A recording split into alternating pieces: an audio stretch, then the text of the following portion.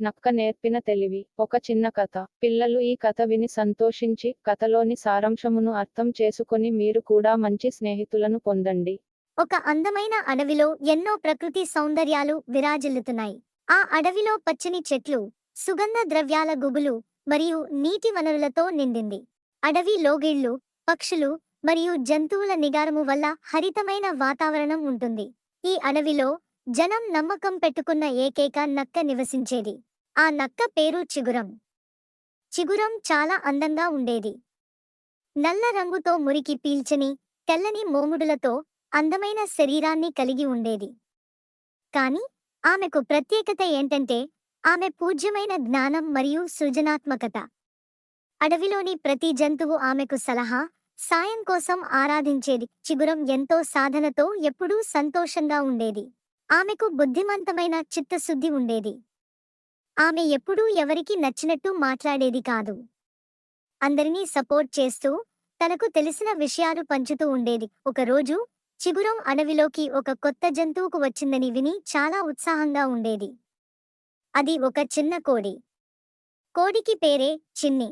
చిన్ని చిన్న వయస్సులోనే జీవితంలో చాలా తాత్కాలిక స్థితులను ఎదుర్కొంది. చిన్ని అడవిలోకి వచ్చినప్పుడు ఆమె పశ్చాత్తాపంతో బాధపడుతున్న, నెమ్మదిగా అడవిలో మెలిగే ఆమెకు నిజంగా పటిష్టత లేదా ధైర్యం లేదు.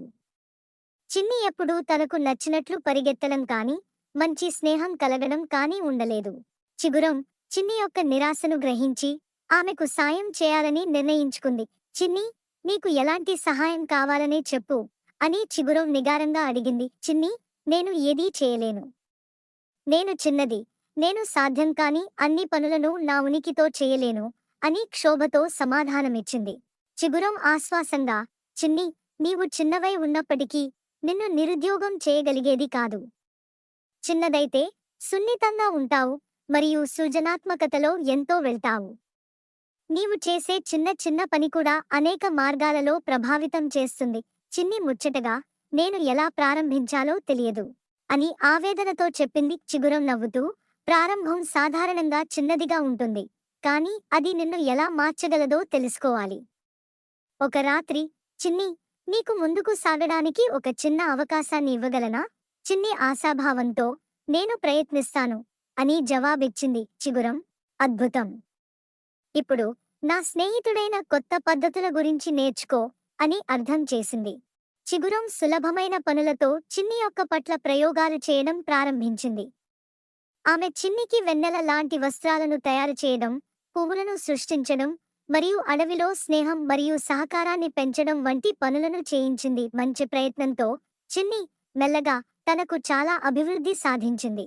ఆమె ముందు ఉన్న ప్రతి కష్టాన్ని ఎదుర్కొనే ధైర్యాన్ని సేకరించింది.